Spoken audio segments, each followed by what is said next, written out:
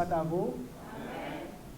Nous sommes contents d'avoir l'opportunité aujourd'hui d'être parmi vous pour adorer le Seigneur. Nous étions absents pendant 2 dimanches.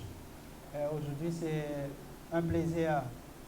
Et nous étions du côté de Boston où nous avons adoré à l'église dans cette ville, Et tous les membres de cette assemblée vous saluent. Notre bien-aimé frère Patrick Spérival, qui est le messager en charge, vous envoie ses salutations, ainsi que beaucoup d'autres frères. Il y a beaucoup de gens que j'ai vus là-bas, que je ne savais pas qui étaient là-bas, qui viennent d'Haïti aussi, des personnes qu'on connaissait, frère Enel et d'autres frères de l'église de Port-au-Prince.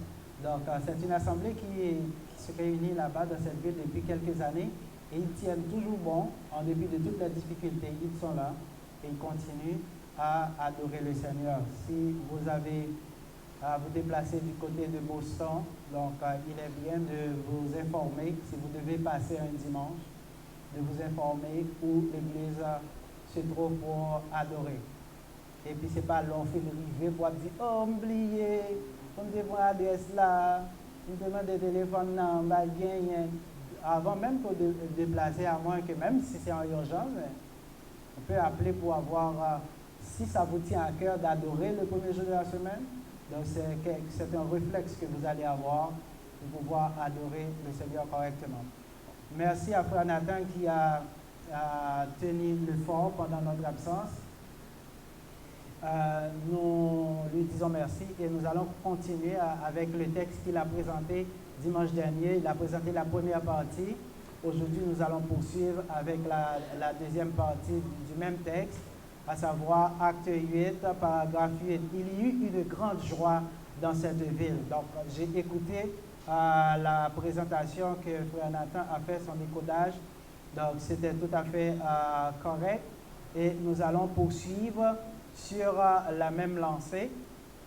Et il avait cité en fait, c'est une grande joie. La toile de fond de cette intervention, c'est la joie qui doit être parmi dans l'assemblée et dans le cœur de chaque croyant.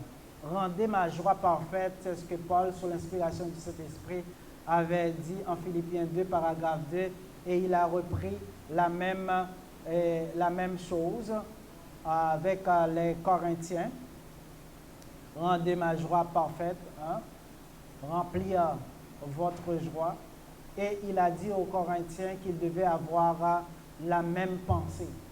Et pour que la joie soit parfaite, il faut qu'il y ait une coordination entre les membres. Parce que si on n'est pas sur la même longueur d'onde, on ne va pas être en joie. Si l'un a de quoi reprocher l'autre et ne veut pas pardonner, on ne va pas être en joie. Il va toujours y avoir des problèmes. Mais nous devons apprendre à nous transcender, à dépasser notre personne, à voir plus grand que notre seule petite personne pour pouvoir pardonner et avancer pour que la communauté puisse être au-dessus de nous tous parce que la communauté est plus grande que nous. Nous ne sommes qu'un élément dans l'ensemble.